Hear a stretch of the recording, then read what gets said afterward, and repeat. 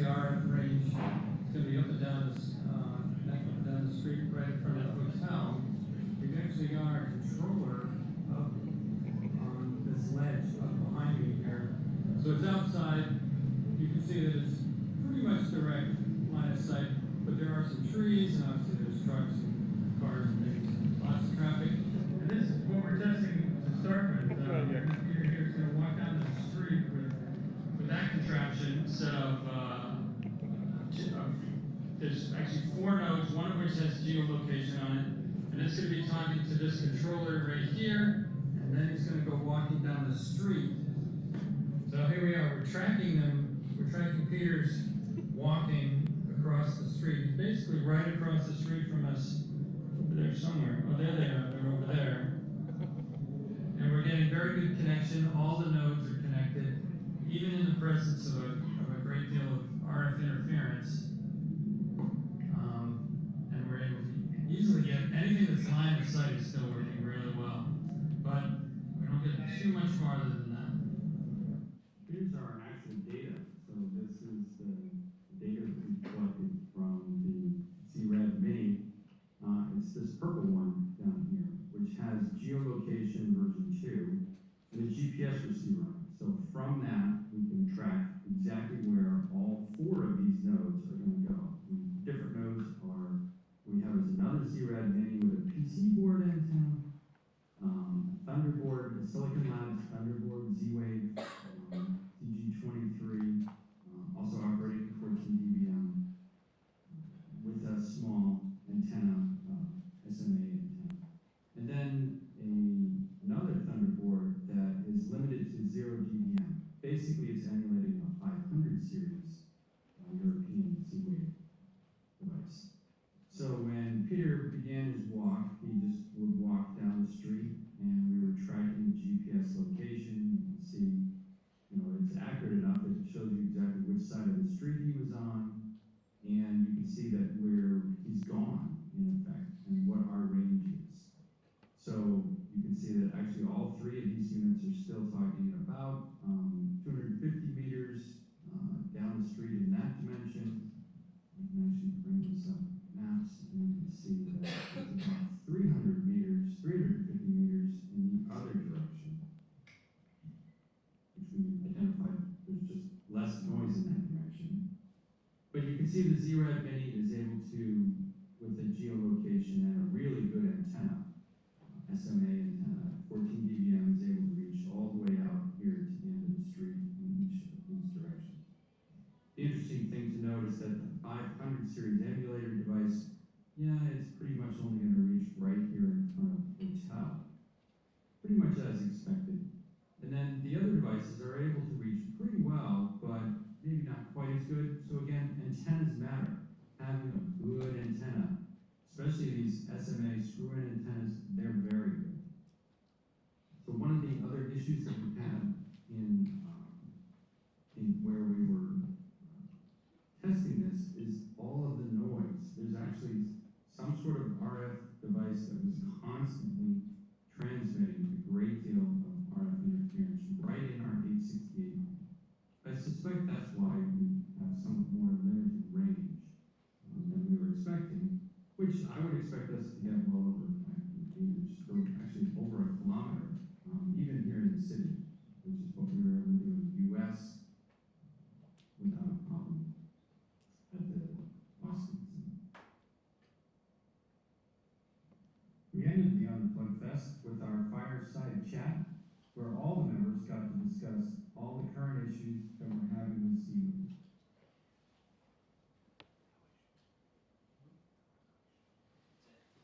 That's the wrap up.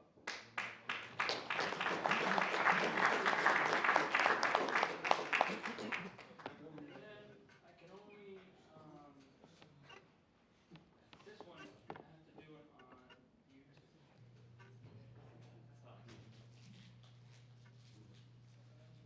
But it does usually play without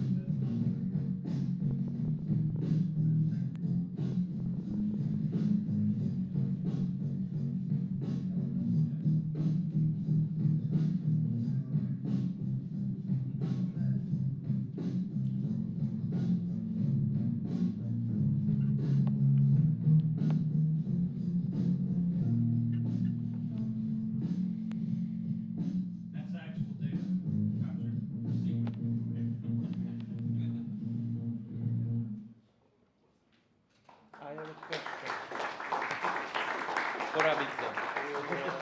We'll hold all questions until he's going to show one more video. Yep. One more video. And then we'll absolutely ask questions.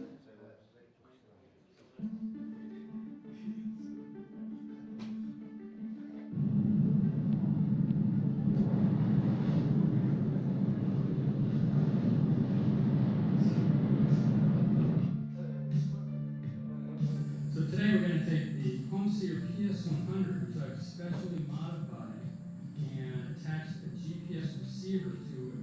We're going to use this teeny tiny little antenna board. It's going to talk a couple of miles from you all the way down to my car over here, which has a ZRAD reference design on it. We're going to be using geographic location command class to send the GPS and altitude of your entire trip all the way, hopefully up and most of the way down. Even the plane at 50,000 feet and then deploying at about 8,000. Yep. And we're running the test starting really at about 5,000, so our mile, but we'll be really running the whole time. It'll be running the whole time. I have Z-Wave JS running here. It's capturing the data. It's going to tell us what the dynamic power is on the Z-Wave. So we'll start out at -6 down here. It'll be at full power at 20 dBm at the top. So we're going to be capturing data full. Awesome. Cool. All right. Good luck, man. Thanks.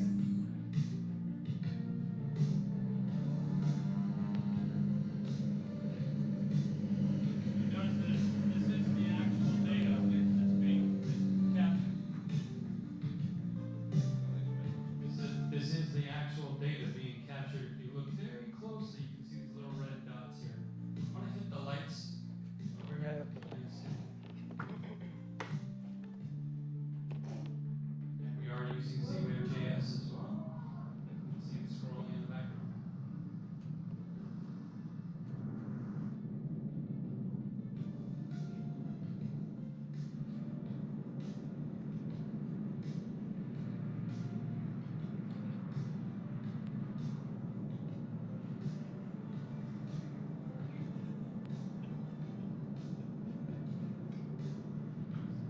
Here's that data coming in.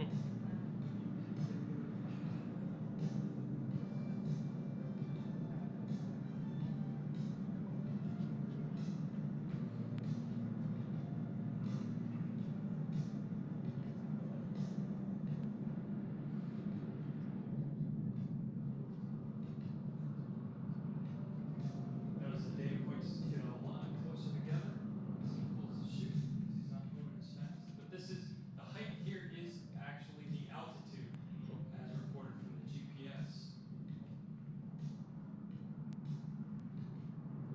What's the issue? 2.7 miles. Straight up. This is literally line of sight.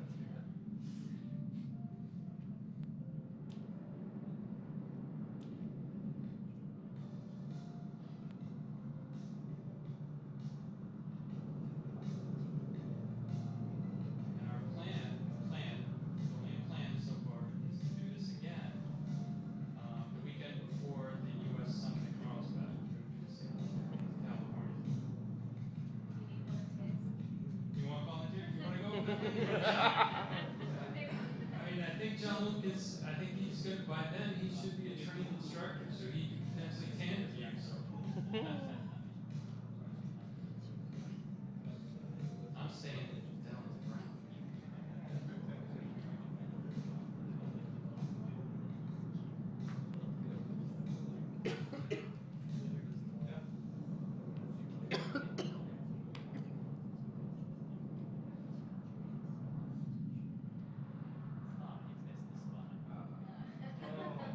That's as close as you can get.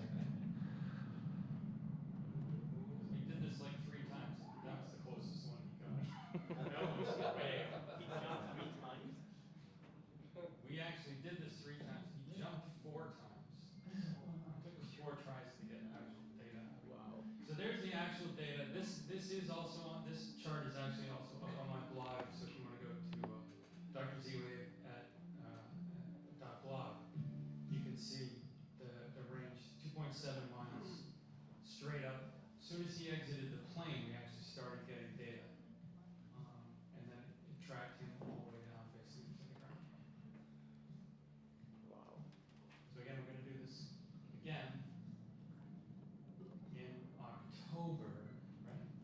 October. Yeah, we'll talk about what happens in October later.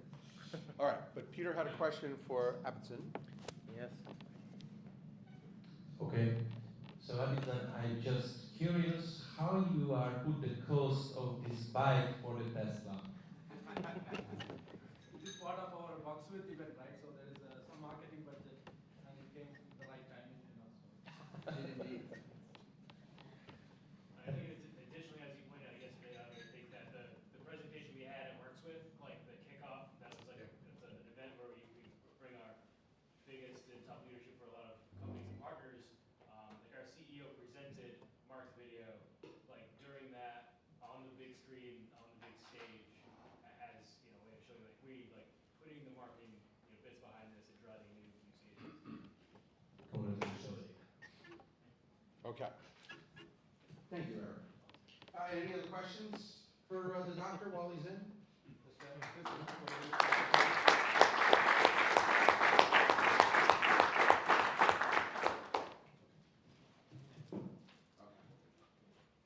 we're not going to use, this is, I guess you'd call this a little bit of a fireside chat, what we're going to do for the next half hour, 45 minutes or so. This is a session that was requested of me that I accepted wholeheartedly. If you look at the description of it, and I'm gonna, so that we sort of stimulate each other's conversation here. Right, this is what's missing, bridging the gaps in Z-Wave technology. So that's a bit of a general description. What it really is about, and what it's designed, is to open a forum where we discuss with one another what's been going on in the Z-Wave Alliance, what's been going on in the European market, the African and Asian markets specifically, of which we have representation here in this room.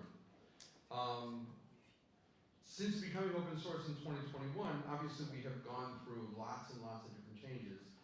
And it has been a while since we've been able to gather here in Europe and have an open and frank dialogue about what is going on, the positives, the negatives.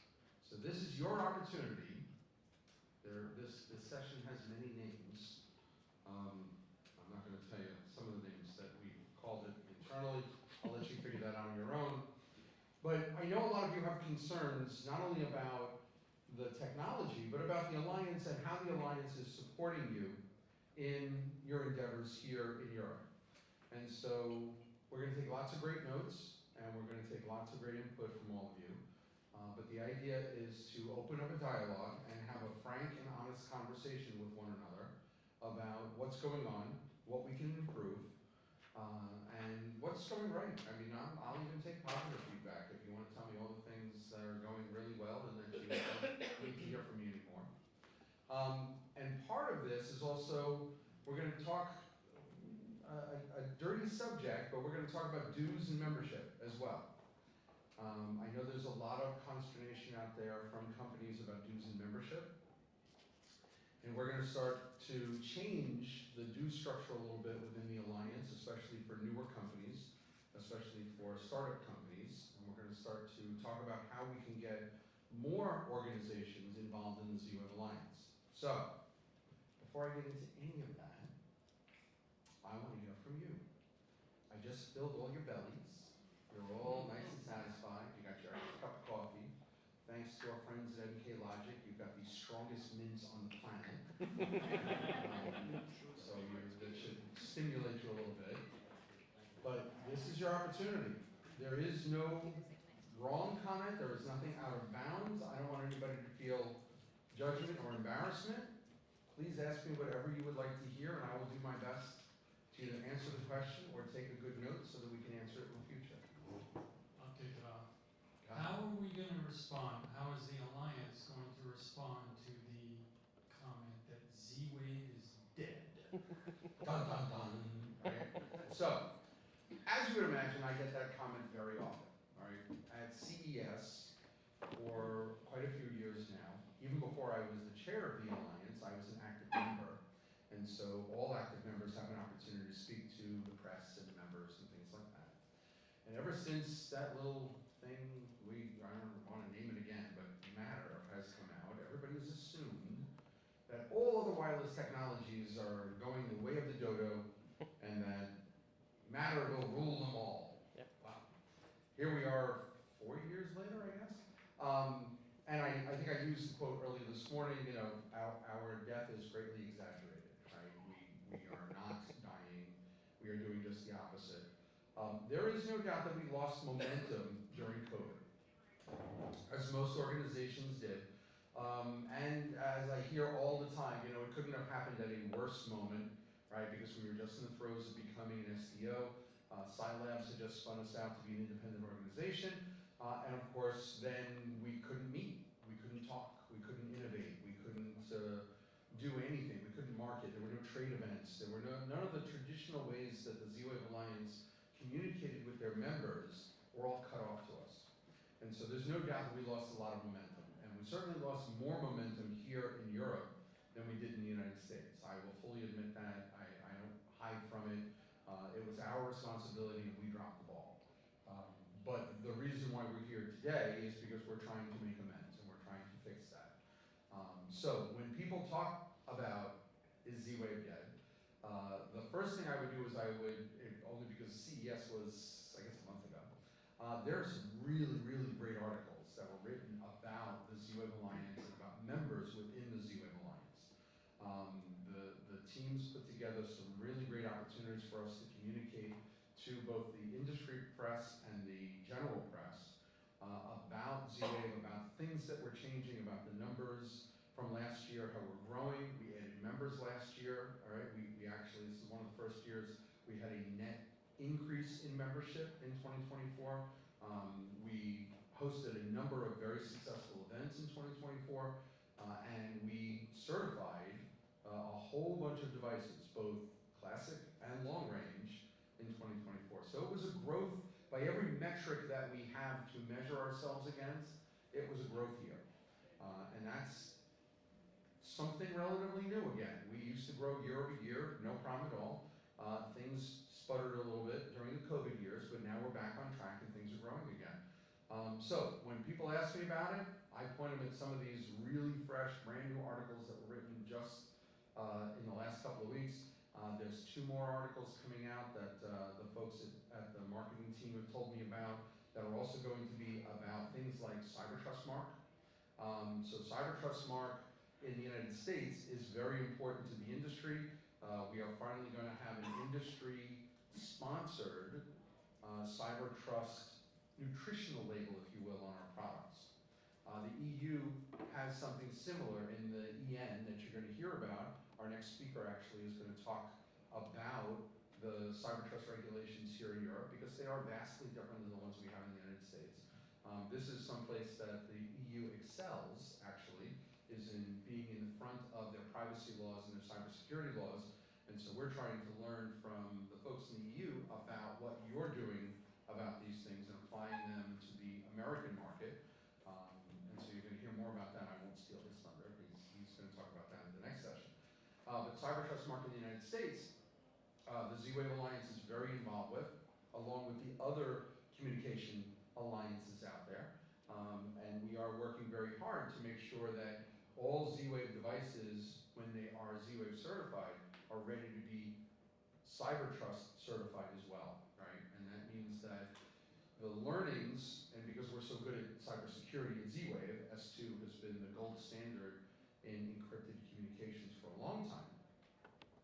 We are going to position our members to be successful in that endeavor as well. So, more questions, more concerns, suggestions, opinions. You guys just want a little break. I can see what's going on. More coffee? Yes, sir. So I know that there is already a process started to evaluate if going full open source with the stack is the way to go. Has there been any updates on that evaluation and on that path? You see, the moment that chair is empty, he gets a question. So, I don't have a hard and fast date for you. There is a committee, so Mariusz has graciously accepted the chairmanship of that working group to look at that problem and to study it.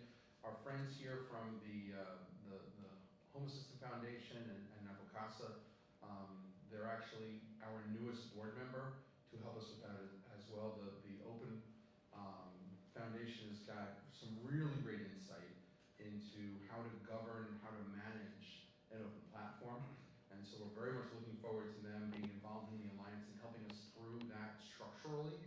A lot of us have some really great ideas about what it should look like, but right now there's just a lot of ideas we have to execute on. And so a committee was formed about August, I think, June or August last year, that Mariusz is chairing, that meets regularly. So if you have questions, opinions, if you have suggestions for how to manage an open platform, we're all for it, because there is a lot of pressure on the Alliance to open up the stack completely. And there's good things in doing that, and there are some scary things in doing that. And so we want to make sure that everybody has buy-in to that process before we actually execute on it. I can tell you it is a contentious item at board meetings. There are certain members of the board that are dead set against it, and there are certain members of the board that are absolutely for it. And I'm not going to name names, so don't ask. But because of that contentiousness, it means that we are going to be leaning very heavily on the feedback from our members. And so if you do have opinion about that, I would welcome you to get involved in that working group. And as soon as old Fuzzy Face comes back, we'll get him to tell us exactly when that next meeting is, because I never remember. I go to so many meetings, I can't keep track of it. But thank you for the question. I appreciate it. Anybody else? No? So I'm going to throw one out to you. How are you handling security? How are you handling, because we're going to be talking a lot about security in the next hour or so. I'm curious, for those of you, especially the controller manufacturers, what kinds of steps are you taking to include cybersecurity in your systems, right? The Z-Wave links are encrypted already, but the weak link in any controller is its connection to the cloud. What kinds of steps are you folks taking in order to make sure that your systems are secure? Somebody want to offer an opinion? No cloud. There you go. Yeah, I knew you were going to say that. It's okay. That's all right. Look, hey, there's nothing wrong with air gap, right? It's the perfect solution, right, to that. Anybody else who maybe does have to communicate to the cloud? No? You know, when you guys get me in a room individually, you rake me over the coals pretty good. This is your opportunity to talk to me and to help everybody else understand and get a dialogue going.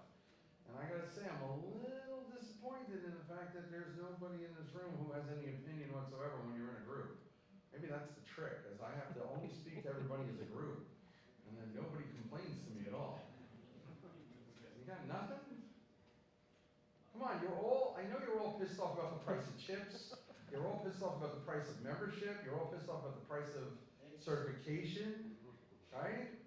Go ahead. Yes, sir. It's more like, I mean, my question is on the silicon side, yeah, like what are new opportunities, what are new partnerships, what are new things that we, like, as you bring these problems, these questions to us, we develop solutions. So are there challenges in the newness coming out of, I guess, post-quarantine? Are there market swings that are happening? Are there things where you're finding new opportunities? You may not want to share that in this public venue with your other integrator friends and your other controller friends, but I'd love to hear about what's going on here in Europe that's not going on in the U.S. We're pretty flat in the U.S. in terms of security, seemingly, from my point of view.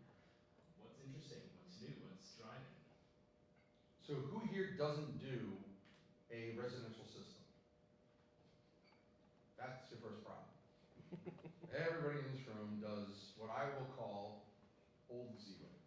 Yep. Right? Old Z-Wave is residential, MDU, hotel, right? Security platform, connectivity. How many of you have solutions that are non-Z-Wave that are in other industries?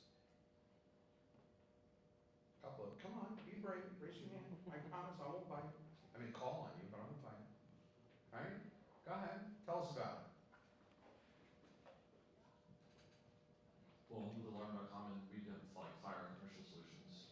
I know nothing about them other than that we have them, so. I can see ABC sent the right guy then. That's exactly. I'll get on the phone with Gustav and let him know. Christmas.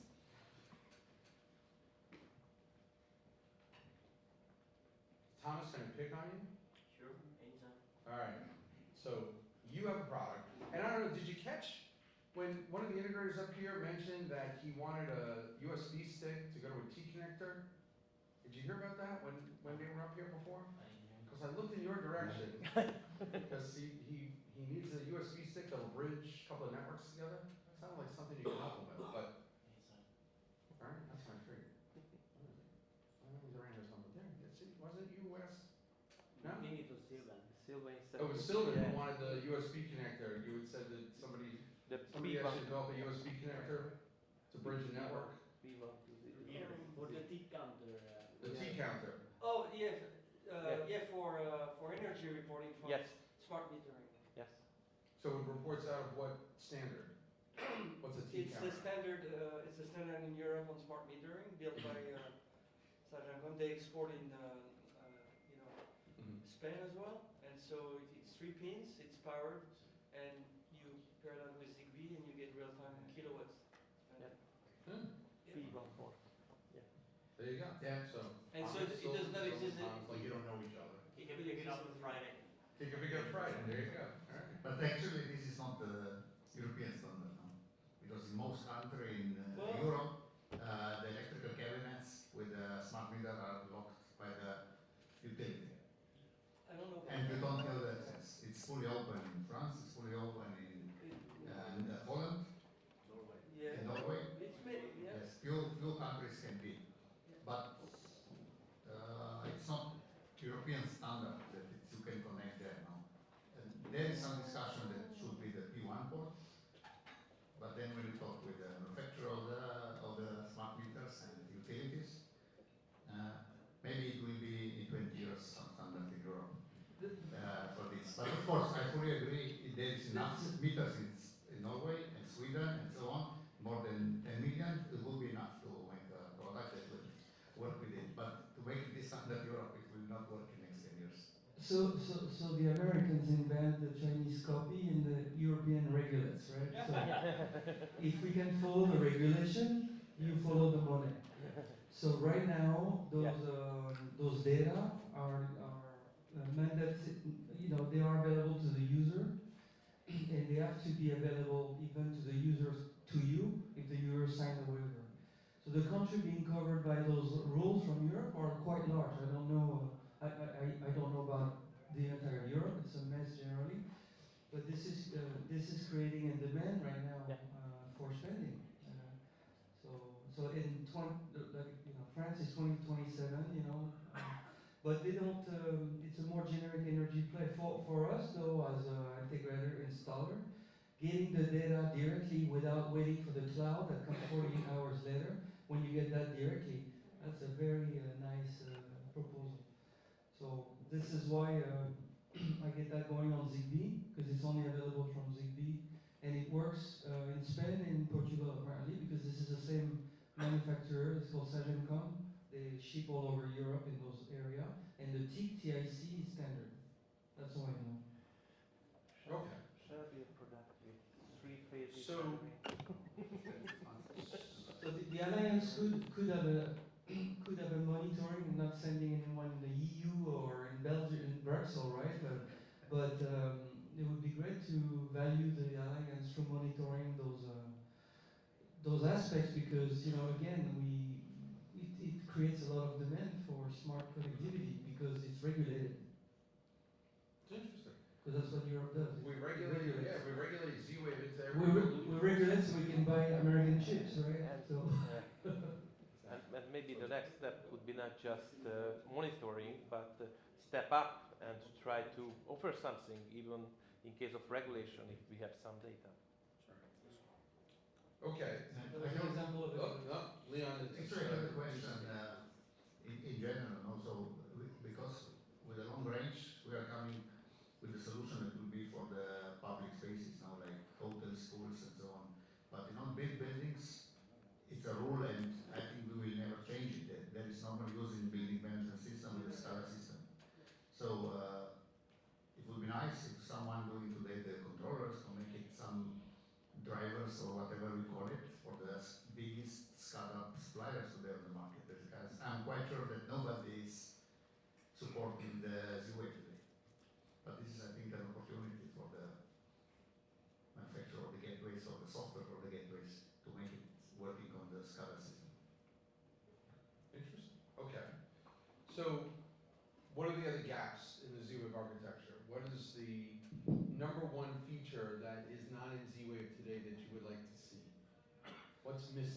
So, I'm sorry, I might have a mic, so Yeah, exactly. keep it. It was just the Avi and Sylvan show. It's a No, I know, but Leon the guest spot. I don't want us to spend more time on retail. If we can have the silence, understanding that the battle has been lost and will be lost, and we had, not only because of COVID, but we had lost time because it's an appealing market.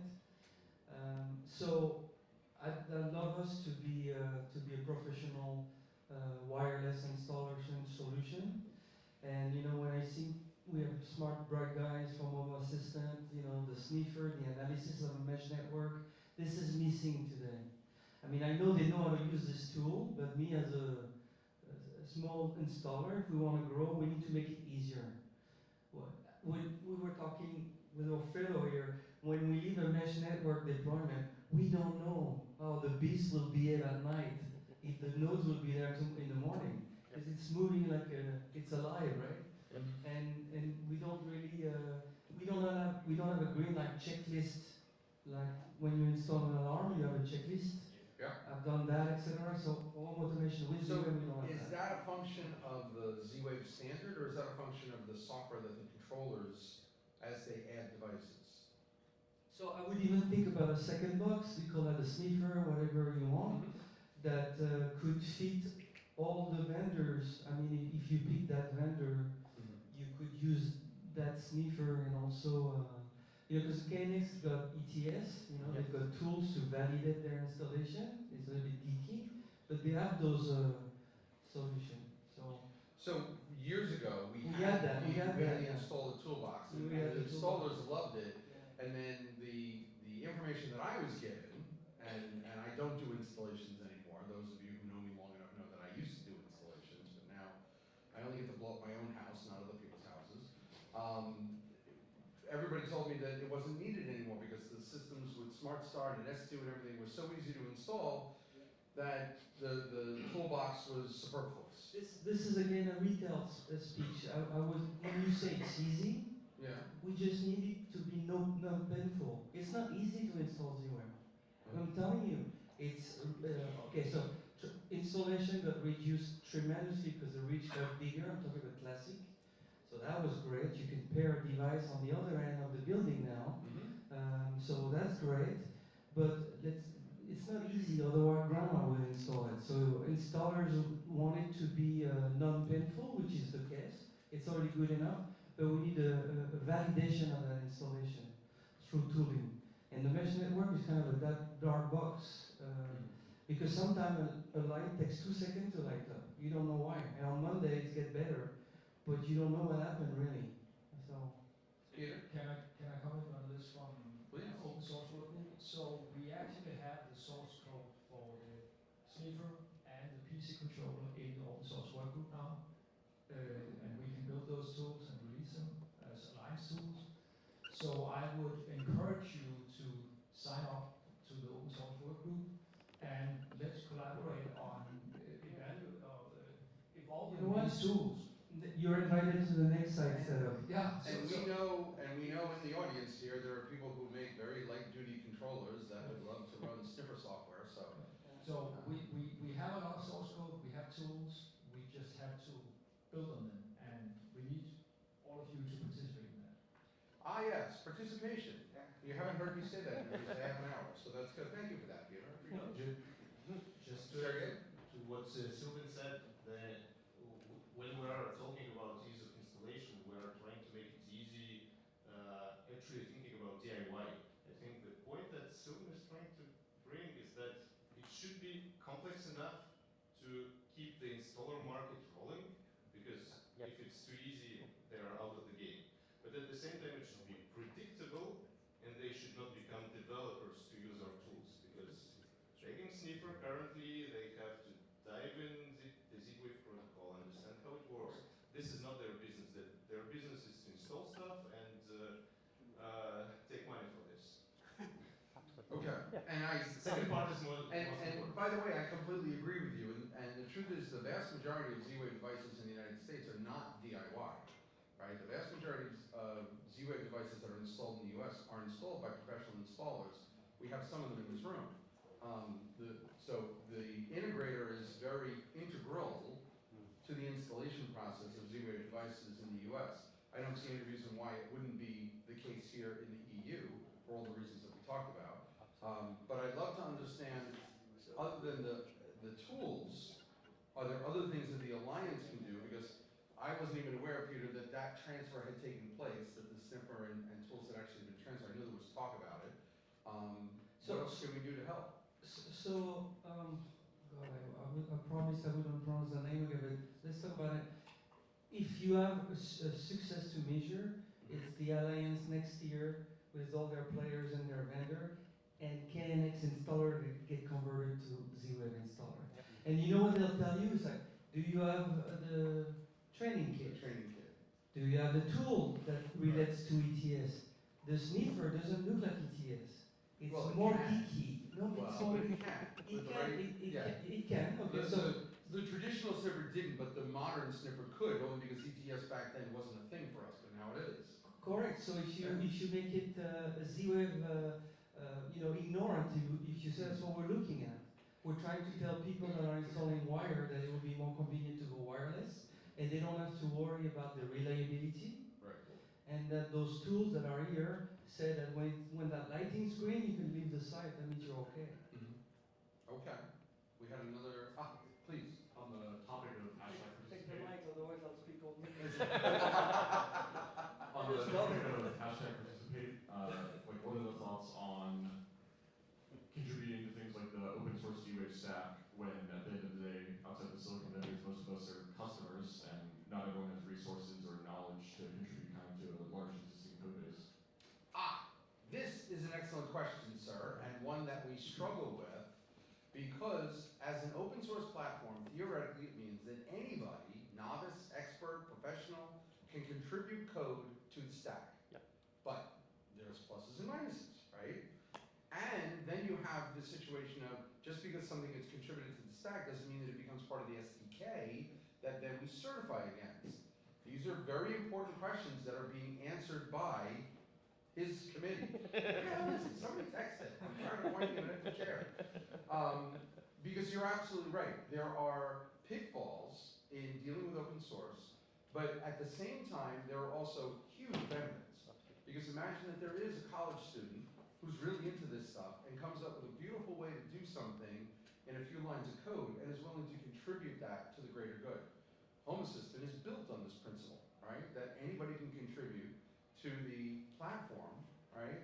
And everybody takes advantage of that platform. That's one of the reasons why we're so excited for them being here, because they understand the mechanisms to make sure that things aren't broken just because they're added to.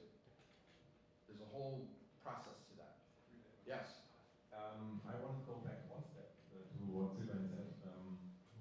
I also think insights into the mesh are not good at the moment.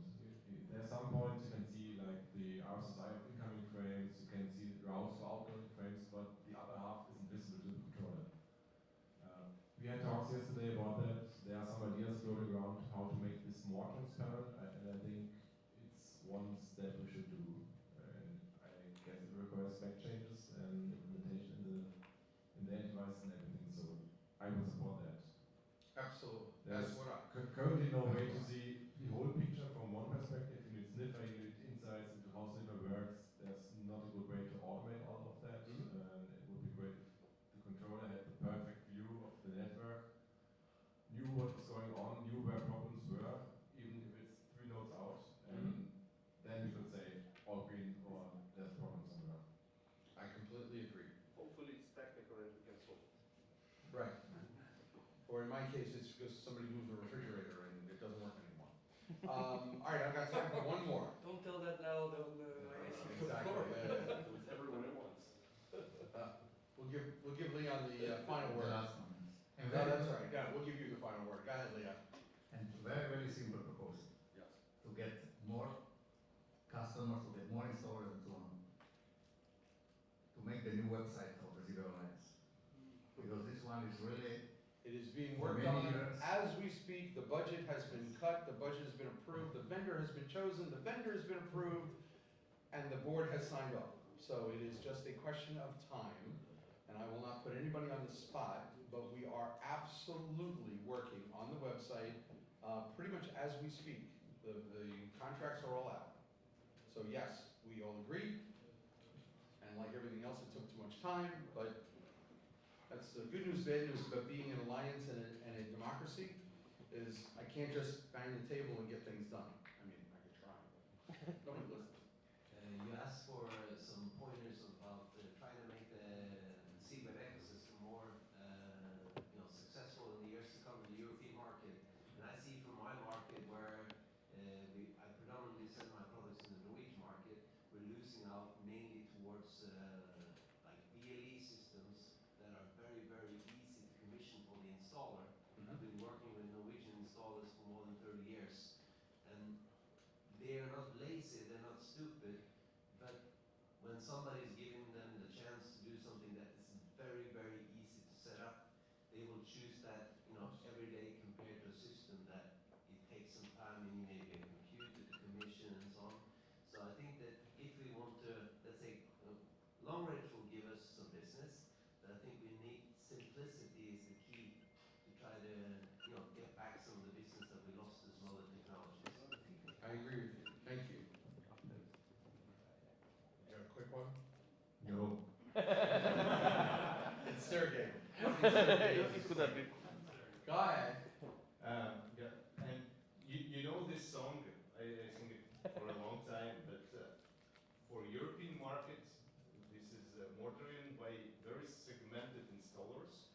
In every country, something different happens. Yes, I met some Scandinavians actually this past week, and they were telling me all about how great Bluetooth is. And in Southern Europe, they won't touch it. So it's very, your point is made by this gentleman right here. I completely agree with you. Right, it's very different. So we need to push more on educating electricians and work more with academies. For example, if we look at Phoenix, which is super successful, and we have to look at them if we're going to be, if we're willing to go be such have such success, we need to look how they get to that. And they are doing a lot of academies. They teach students. Then they become electricians, and the first thing they install is actually what they were taught to use. This is why we should work more with, for example, we have here a representative of electricians academies. We have to go in this as an alliance. It's pretty hard to go as individual companies. So as an alliance, we have more way to go and propose this. Unfortunately, this area is also super fragmented in Europe. So I don't know how to approach it recently, but we need some representation in this area. Agreed. All right. Yeah, but I'm running late, so do it quick. See, this is the problem with you guys not just raising your hands in the beginning. Now everybody raises their hands again. Go ahead. No, I want to hear from you. I really do. I really disagree with you, Sergey. That's nice. I don't think the installer should be super education and sophisticated and need to be engineered to do zero. I think it's supposed to be take and go platform, which what I am doing with my system. Every kid can do that. And you get the same solution, same result that you can have from engineering. Yeah, Why the installer should need to see sniffer? He doesn't understand what is it. I'm not talking they should see sniffer or know how to decrypt packets. The point is that they have to hear Z-Wave during 5 years of education, and after that they will install Z-Wave. It's not about making them super engineers, it's more about making them familiar with the system. Supposed to be in the front. I'm totally agree with you. But I don't think that the installer should be educated like you as a super engineer or something like this. I think that Z-Wave platform can be installed by anyone, but not for the end user.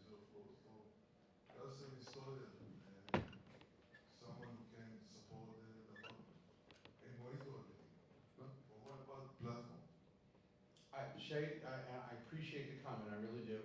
And now we're gonna hear from the scholar in the room.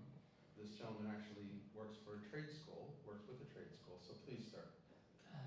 Thank you. I'm a teacher, a professional training teacher, and tomorrow on Monday we will begin a clinics competition for schools here in Spain. They give us the license, the simulator, and this is a way that the schools teach these techniques. And we are teaching since 2011 the Z-Wave, but it's difficult for our students because after sales support they didn't found here. No, and I appreciate that, and we talked about it yesterday. There actually is an academic program as part of the Z-Wave Alliance that we kicked off a couple of years ago where we do support institutions that would like to train technicians. The number one problem globally in our industry is not enough skilled technicians to do any installations, whether they're KNX, Z-Wave, Wi-Fi, Bluetooth, networking, it doesn't matter. So we absolutely stand by you in your endeavor, and by all means, we were going to be sending you some things and some support for your students, and we're going to replicate that in many other places. So thank you very much, everybody. I very much appreciate your feedback. I very much appreciate your time and your effort. Hopefully those of you who didn't ask a question got something out of hearing others discuss these issues. And as always, I'm here to take feedback from all of you, whether it is in a group forum or individually. So please do not hesitate to give me that feedback. With that, I'm going to bring up Jose. There he is. I knew he was out there someplace. We ate into some of your time, but I will give you it back. I'm doing the next session. I will give some of my time for you so that you are all set. Okay? Thank you.